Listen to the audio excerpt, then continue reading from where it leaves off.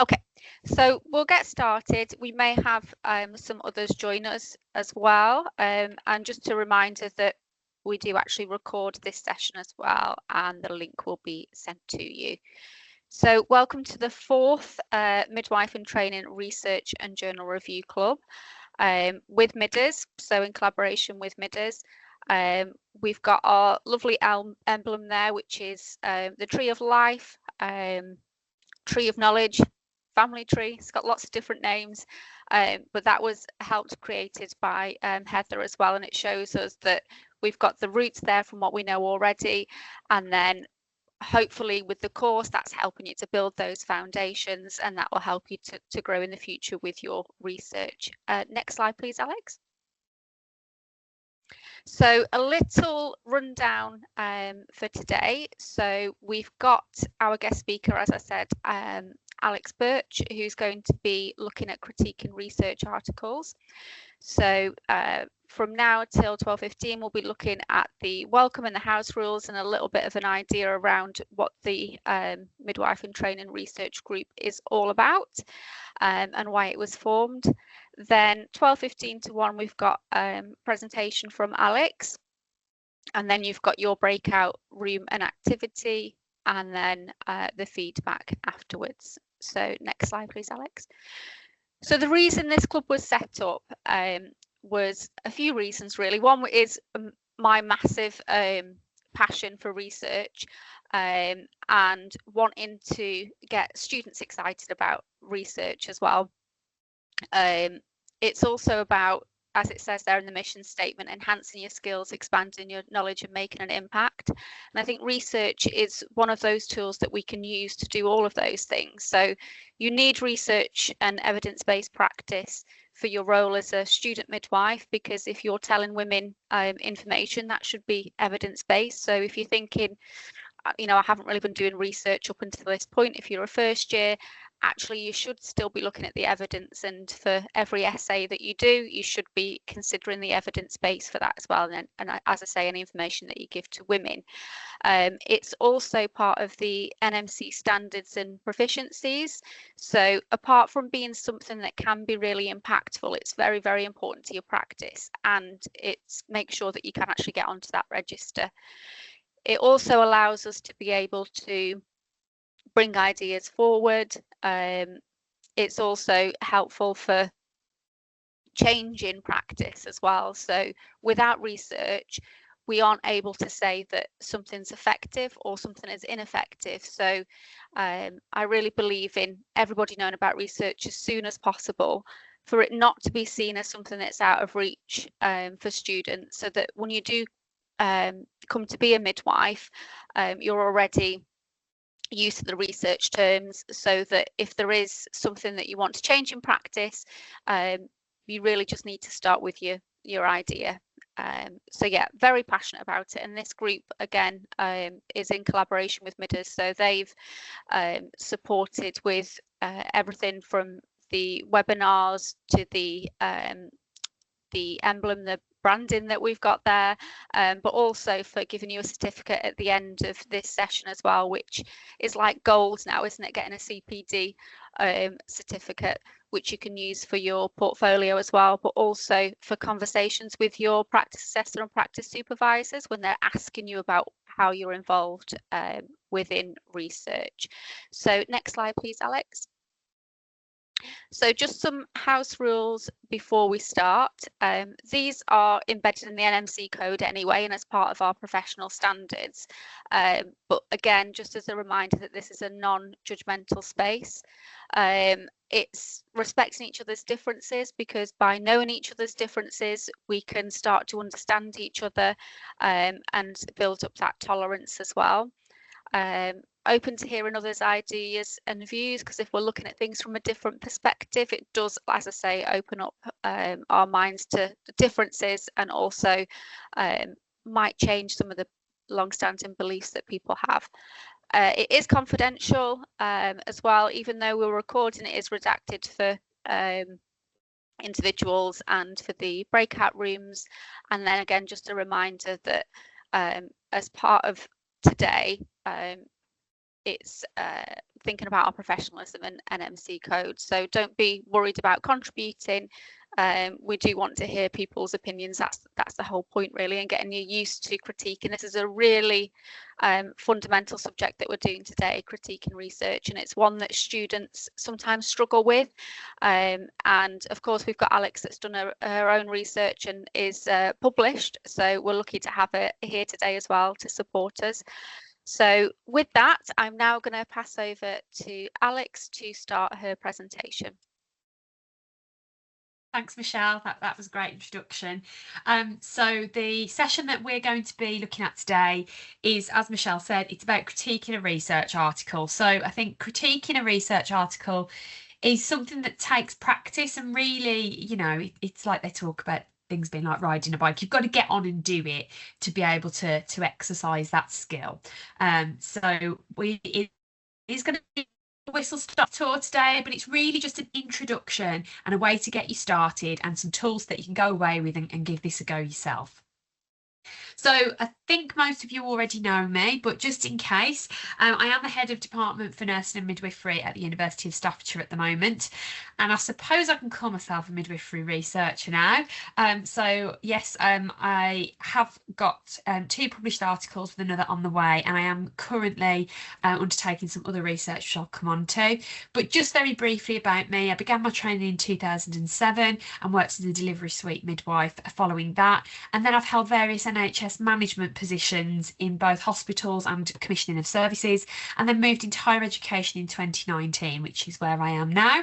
And then in 2023, so last year, I began my professional doctorate, so that's level 8 study, where I am now undertaking my own research into leadership in midwifery as a profession.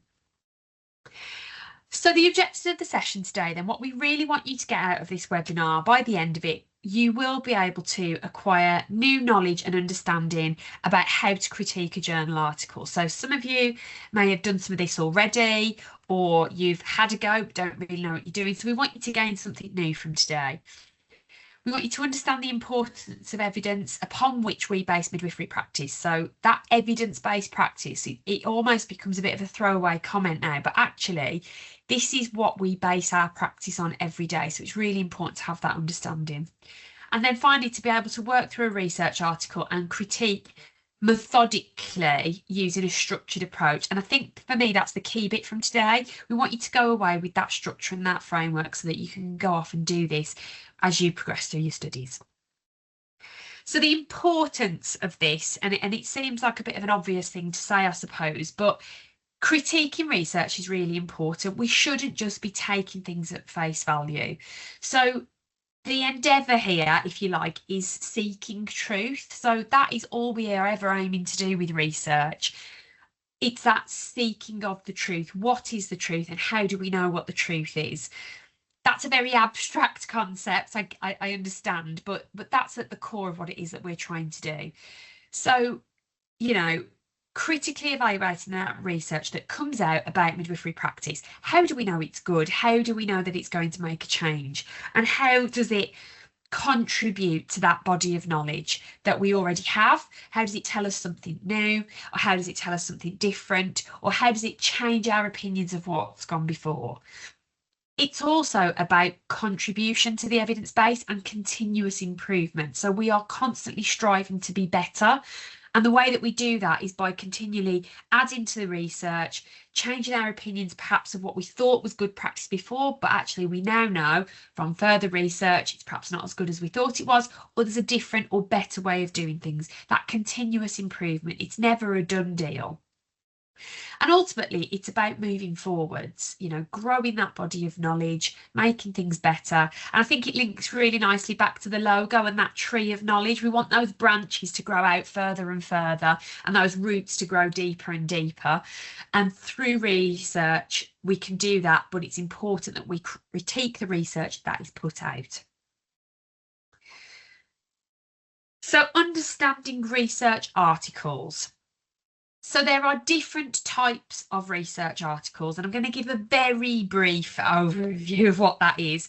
So in its basic form, there are 2 fundamental approaches to gathering and analysing data, and they are qualitative and quantitative. I'm assuming you will have come across these terms somewhere before. So, you know, I know this won't be brand new to you, but it's just thinking about, you know, those two things. So qualitative research really looks at non-numerical data. So we're not counting things or quantifying things in that way. And it focuses on understanding concepts or experiences from a subjective point of view. Okay, so that it's not completely objective usually. Some common methods that are used in qualitative methods is interviews, so you'll be familiar with that kind of method, focus groups or observations. So that's kind of what we're talking about when we're talking about qualitative.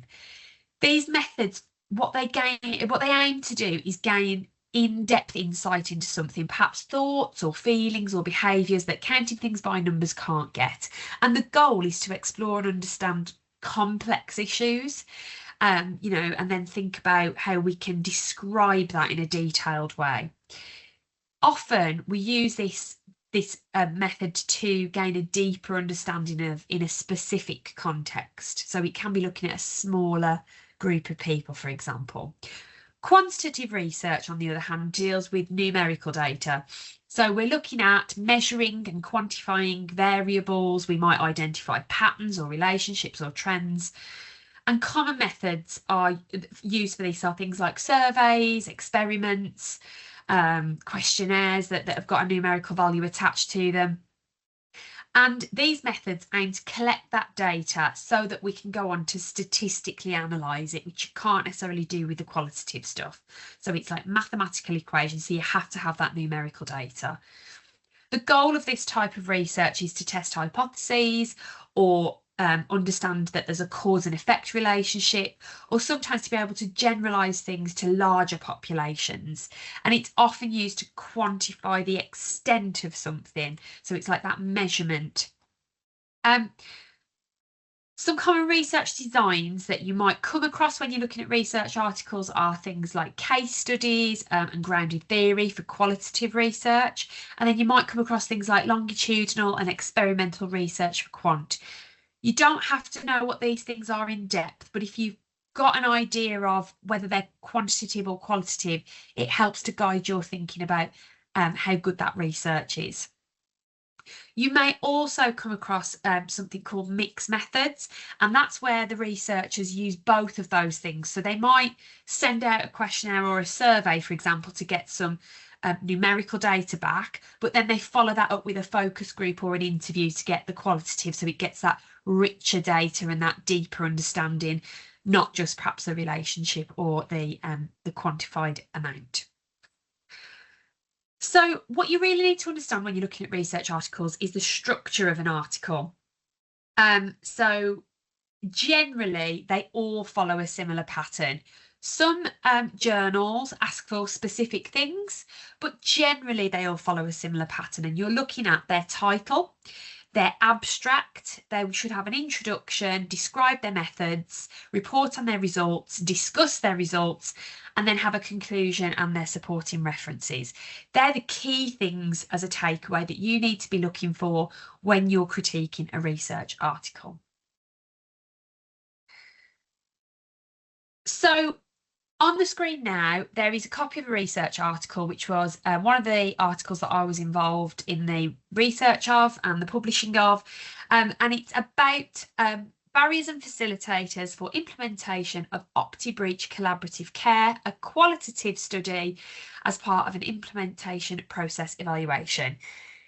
Now, what I will say is often the titles are long and convoluted, a bit like that one, because what they're trying to do is capture a little bit of everything in the title so that when you read it, you know what you're going to find when you go into that article. And that in itself is part of the critique.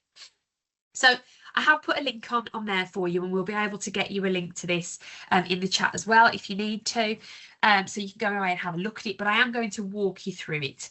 So just as a little bit of context, this study addresses the lack of training and clinical experience in maternity services in supporting vaginal breech births.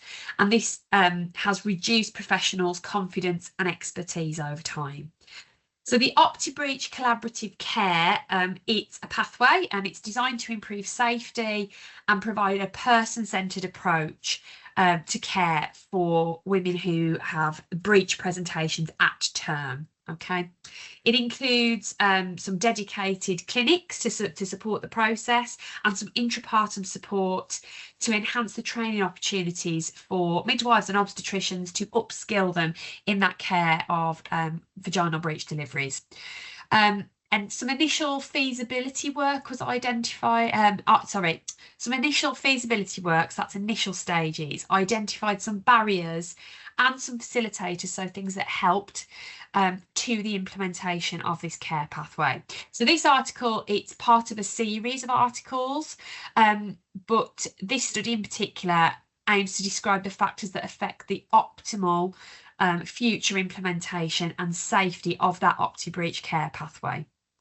So I'm going to use this as the basis of that step-by-step approach. So if you want to have a look at it, if you want to go on the link, I will just pop it in the chat. So you should be able to access that as a student of the university. So if you wanted to have a look at that as we're going through it, you're more than welcome.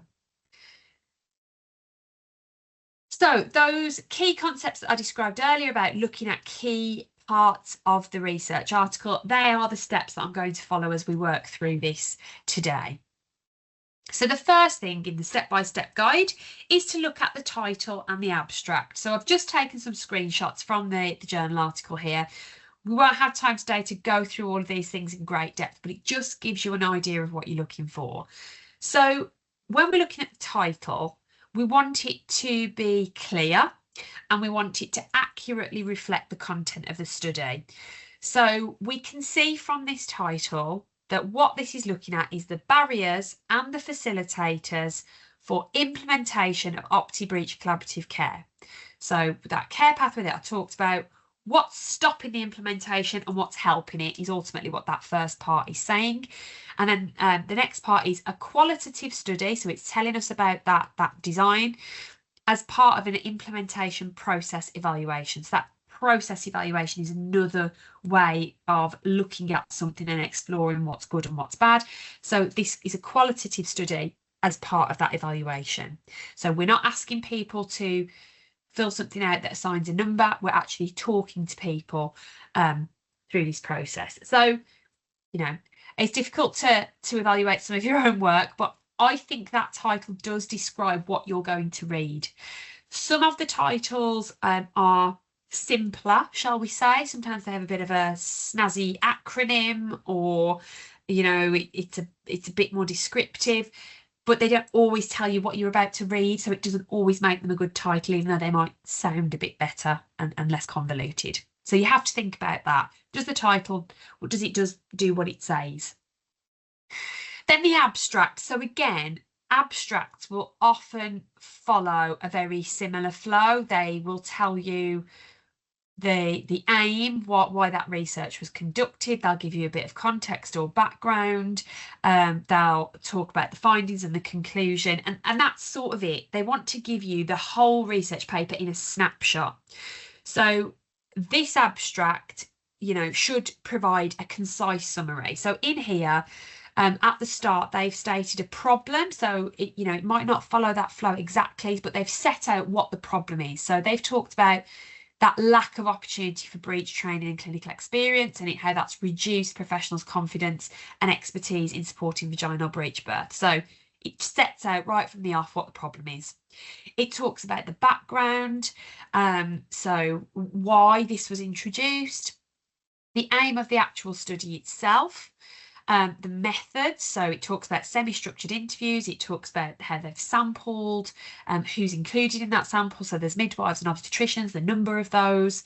It then goes on to look at the findings and gives a bit of a conclusion as well. So as far as abstracts go, I think this is a good one. It should make it easier for the reader to understand the scope and the significance of this research. So as a tip for future, you know, don't always worry about reading the whole article. If you just start by reading the abstract, you should learn very quickly if this is going to help you find the information you need, or actually whether it's not relevant at all. You don't have to read through the whole article to necessarily find that information. Sometimes you do, sometimes it's a bit hidden, but when you've got lots to review, that's a good way of sort of whittling down which ones are relevant to you. Okay, so the next step in the process is the introduction. So what they should do, what the introduction should do, is look at the background. So what's happened before. Perhaps they will quote literature or research articles or studies that have happened prior to this study that has led to this study wanting to be completed. It should be talking to you about the rationale. Why is this needed? Why are we even doing it? And it should state a research question. What is the question that is trying to be answered? So that it's sort of setting out the case right from the very start. This is what's gone before, this is why we think it's needed, and this is specifically what we're looking at in this study. It's as simple as that. So the background in this, it gives a comprehensive overview of current challenges in breech birth training and the need for improved care pathways for women who, have breech presentation. So it establishes the context and the significance of the study. That's included in there. The rationale for the study, again, well articulated in this article, and it emphasises the importance of addressing that lack of training and clinical experience in supporting vaginal breech births in the current climate. So it gives that reason for actually we're not really able to support women as best we possibly can because of the things that have happened so far, and this research is needed to address that challenge. The research question then, so I think the aim of the study is quite clearly stated in this paper, and it focuses on identifying the factors that can affect that implementation of that OptiBreech care pathway. But I think, being critical, the specific research question could be a bit more explicitly outlined. They badge it more as a problem, which is a different way of articulating what that research question is. So again, sometimes it's more obvious in certain papers and sometimes it's not. Sometimes a research question is very more hypothesis based. So what hypothesis are we testing? And sometimes the study will use what's called problematization. So what is the problem rather than what is the hypothesis? So sometimes it's personal preference, but it can sometimes, as a reader, it can make it a little more trickier to find what that research question is. You have to do a bit more digging. Okay, the next step in the process then is about study design. So thinking about the method of how are you actually going to conduct the research? How was it actually undertaken? So we have to think about the design. We have to think about the sample. So who are the people we are including in that sample? How is the data going to be collected? And then how is that data going to be analysed once we have collected it? So this is probably the biggest bulk of the critiquing that you will do. The other parts of it are a bit more straightforward, a little bit more simplistic. This is where the real critique goes on. So what we need to think about here is, do we think that the study design that they picked was the best way of getting the information that they needed? So sometimes it's very obvious that something is wrong, in that the way they have conducted the research doesn't really address the question. So if you are trying to find a correlation between two things, an interview probably isn't the best way of finding that. You need something that's measurable to compare against, so you need to be collecting numerical data.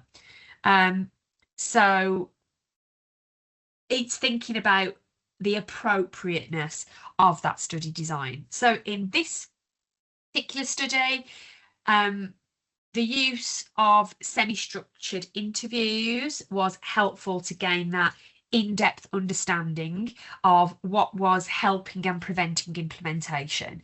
So I suppose what could have happened as an alternative is a survey was sent out with a list of these are the things that we think help implementation, and another list of these are the things that we think hinder implementation.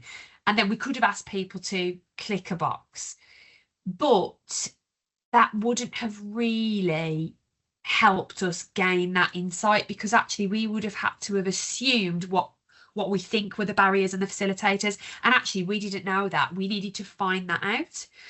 So those semi-structured interviews, so we were asking similar questions to each person that was interviewed, but obviously we let them talk, we let that flow, and this is where I was involved in the research, so I did some of that interviewing. So the semi-structured interviews were based on something called the theoretical domains framework, so it's referred to as the TDF in this paper. So it gave us a structure, and that structure we felt was appropriate for exploring barriers and facilitators. So that's the appropriateness.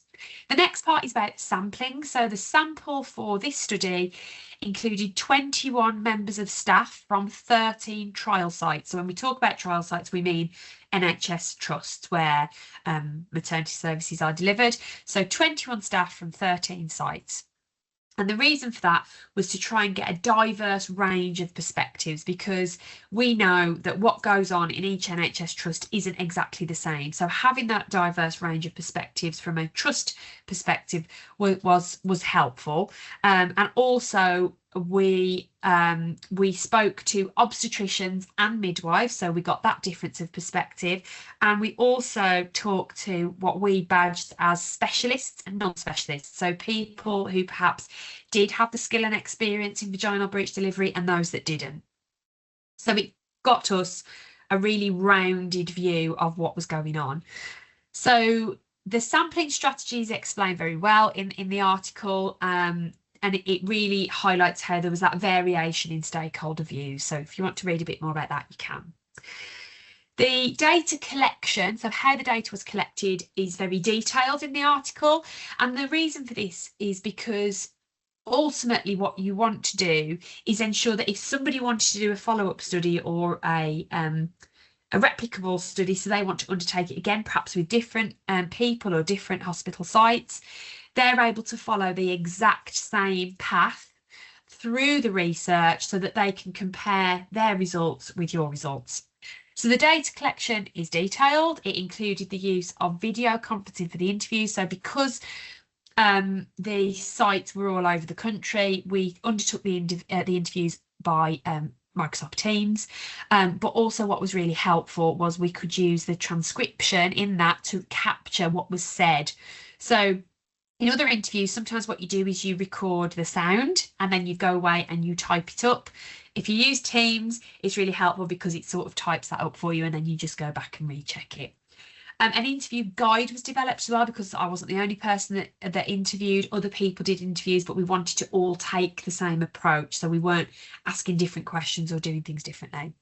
So this method ensured that comprehensive data capture was undertaken and there was that consistency across the interviewers.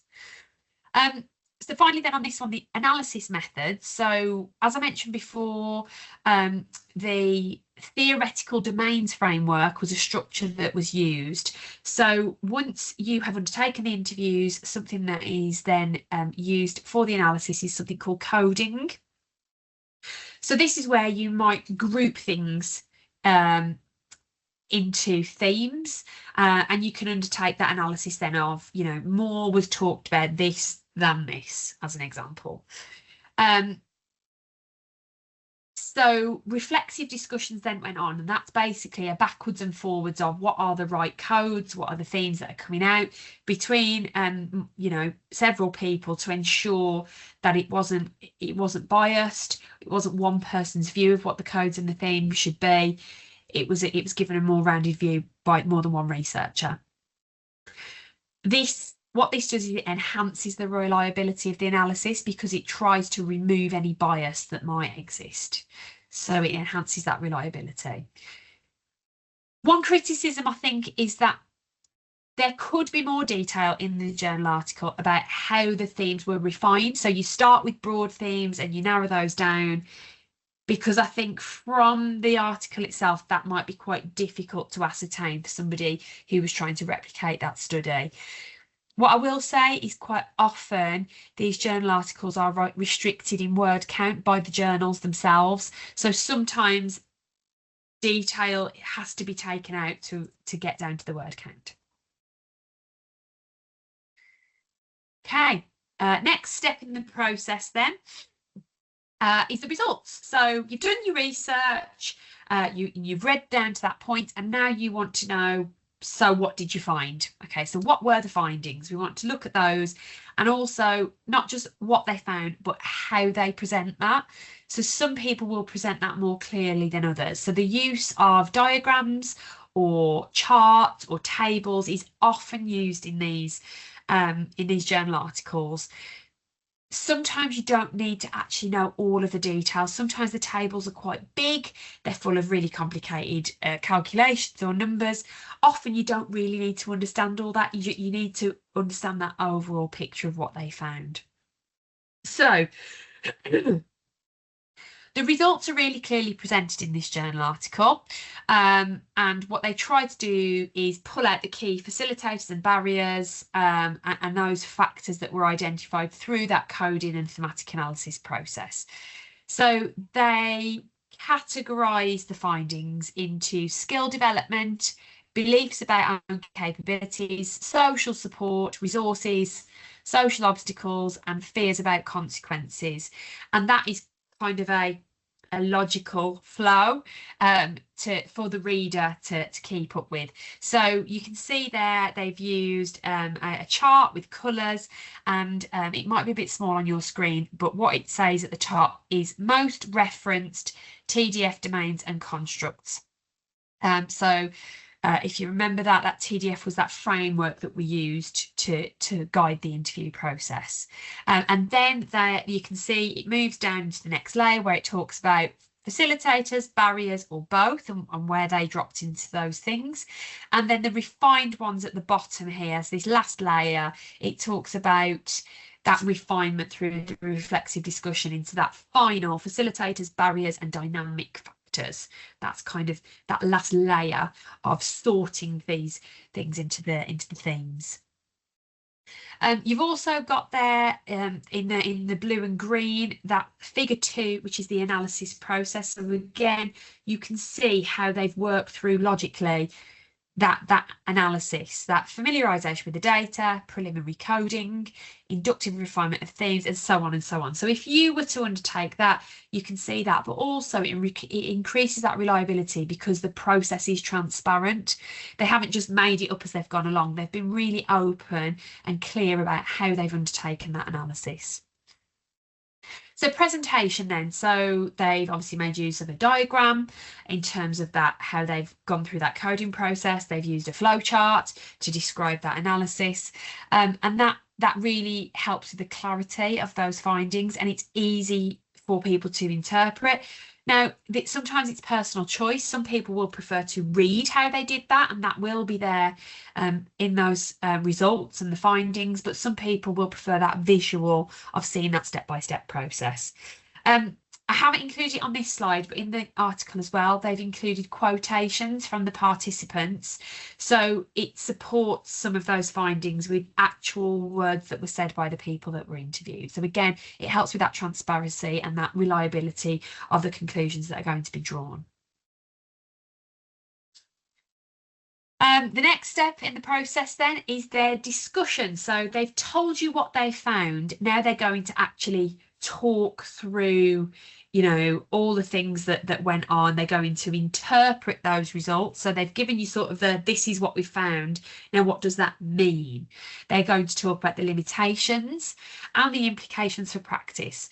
So it's really important that limitations are addressed. There are always limitations.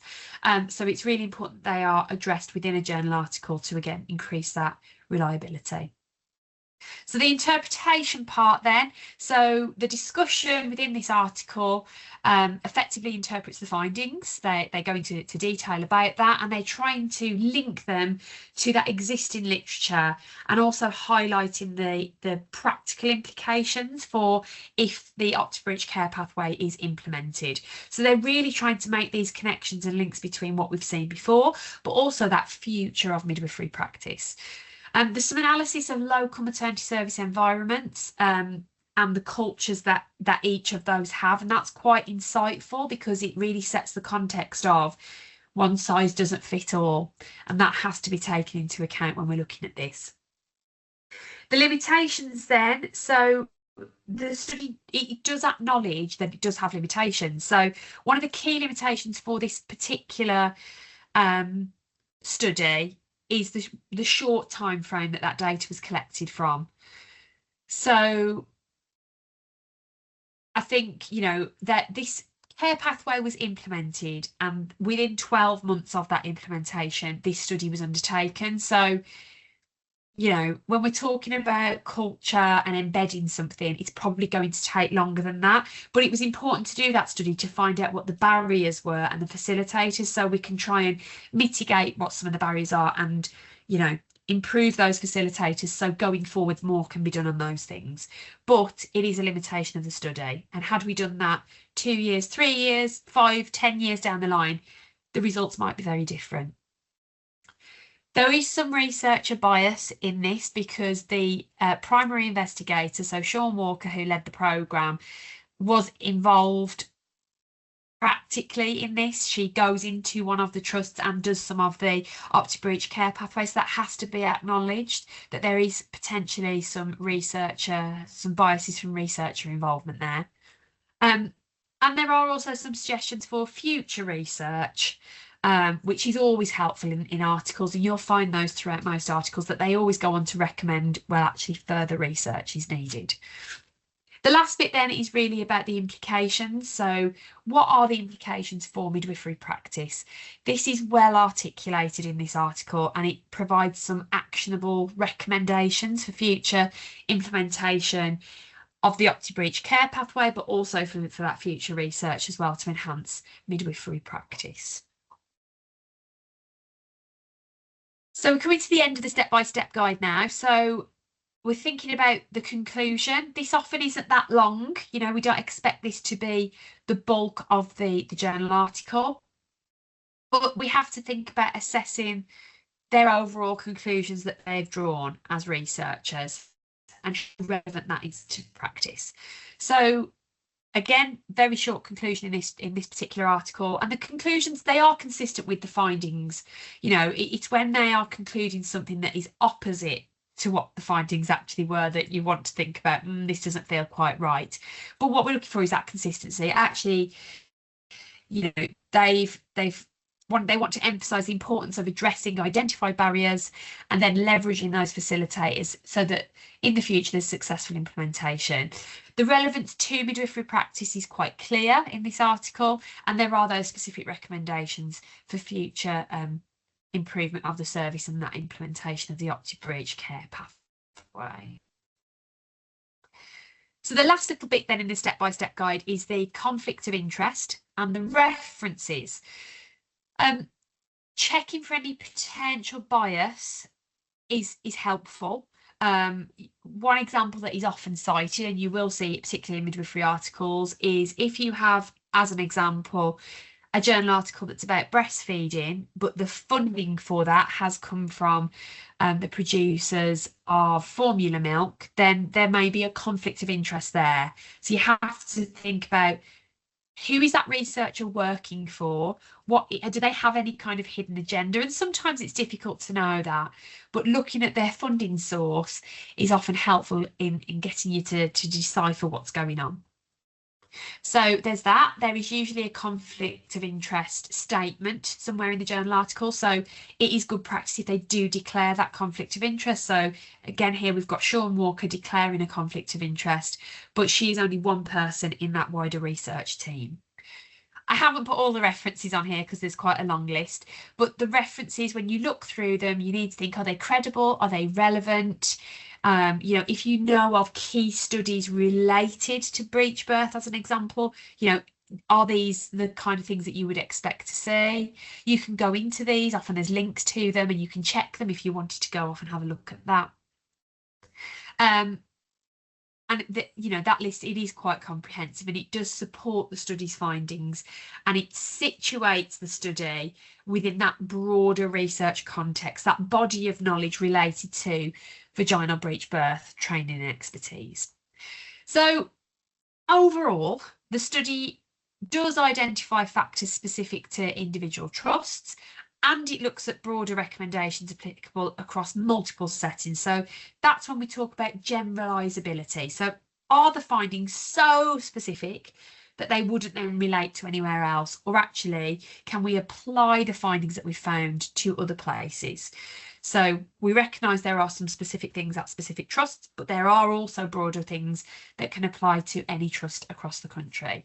So these kind of insights should inform future service implementation of that OptiBreech care pathway, and also will help to inform the next stage of any clinical trials that we want to undertake in relation to OptiBreech.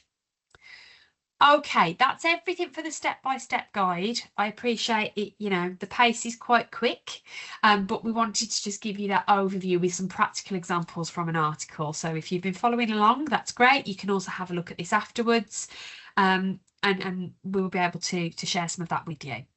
The next part that I want us to look at then is tools to help you. So this is all well and good. Me walking you through this and telling you things is great. But actually, you need to be able to have something that you can take away with you, and it be something practical that you can actually use going forwards. So CASP may be something that you've come across before. So it is the Critical Appraisal Skills Programme. This is a tool that you can use to help you with a structured approach to critiquing research articles. It's not the only tool, there are others out there, but I wanted to show you this one because the website's quite nice, it's quite user friendly, and it does take a nice logical approach to critiquing an article. So there is a link there again, so you can go on the CASP website. I will pop that into the chat for you as well, if you wanted to have a look while we're there. So when you go onto there, you will see that they offer a range of things to help with that critical analysis. So they offer critical appraisal skills training. So there are modules that you can complete. They offer workshops which you can attend. There's articles and tools which can help you improve what you're doing when you're critiquing. Or if you are undertaking the research, you may go on to do research yourselves, and this can also be really helpful. And it enables you to check clinical research for their trustworthiness, you know, review their results and their relevance, which is kind of that step-by-step that we've just been through. So when you do go onto the CASP website, this is what it will look like. So I've circled in red there. The thing that you will probably find most useful right now is the checklist section. So when you go onto there, it will bring this page up that you can see on your screen now, and underneath there is a list of checklists for specific types of research. So if you are looking at a systematic review, then you would use a systematic review checklist. If you are looking at a cohort study, you would look at the cohort study checklist. So it's useful for you to have a look at the abstract of the study that you're looking at, because it should tell you in there the type of study it is. It might also tell you within the title. So we've seen that, haven't we? That it will tell you in there what that type of study is. Once you've found what that study is, you can click on one of these links, and what it will bring up is the checklists. So there is usually a PDF version, so that can be helpful sometimes, particularly if you're printing it out, but there's also a Word version so that you can literally type in the boxes as well. So have a look at those, see if they're useful to you. And that's actually what we want you to go on to use next. So let me move on. So what we want you to do is an activity to actually have a go at critiquing the article. The article that we've selected for you to do, which you can see on the screen there, is it's sometimes known as the term breach trial. So you may have come across this before. It's a well-documented article by Hannah et al. And it's called Planned Caesarean Section versus Planned Vaginal Birth for Breech Presentation at Term, a randomised multi-centre trial. So it is an older article. It is from 2000. But the reason I wanted you to have a look at this one is because ultimately this is why the OptiBreach trial is now taking place. Because back in 2000, when this was published in the Lancet, it sort of changed practice overnight. So the findings from this study, which you'll be able to have a look at shortly, and I have popped a link in the chat, were that for breech presentation, a planned caesarean section is safer than planned vaginal breech birth in terms of outcomes, morbidity, mortality for women and for babies. So again, this was something that wasn't done over a hugely long period. So you might want to note that for some of your analysis. But when it was published, it changed practice overnight. And suddenly, no one was allowing vaginal breech births to happen. Everyone was being booked for a planned caesarean section. But there was a follow-up study which found different outcomes because it was done over a longer period of time, but that practice was never reverted.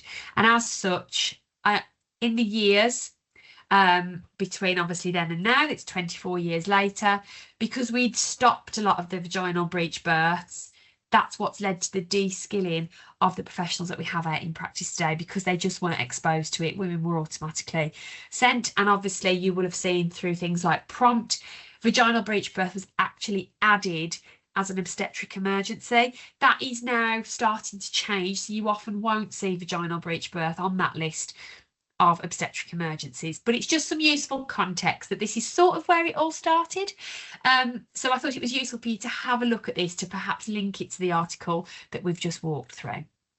Okay, so we will be splitting you into breakout rooms. I think there will either be 3 or 4, perhaps 3 breakout rooms. And what we would like you to do is click on the link. You should be able to access it as students of the University of Staffordshire. You should be able to access this if you log in with your student accounts.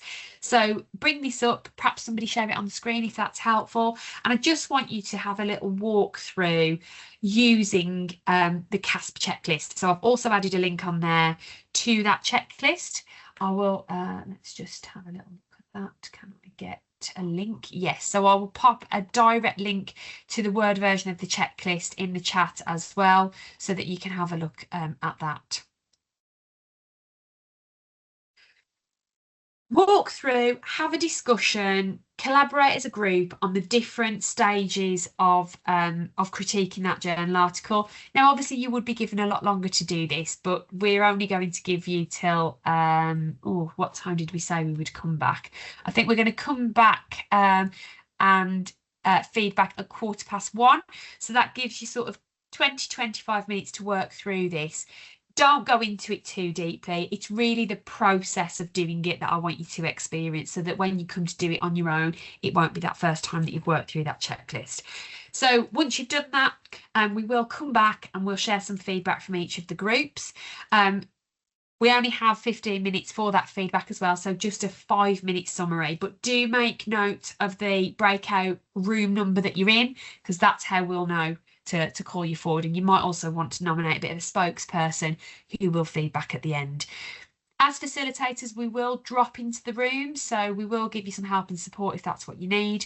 And we may not stay in there the whole time. We might want to drop in and out of the rooms. And then we'll come back and feedback.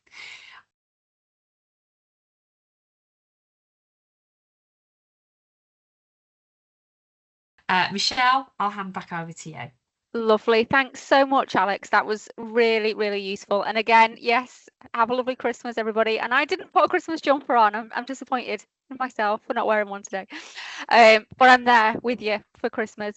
So I think it was really useful how Alex put those step-by-steps on there, and it's something you can go back to in the video as well.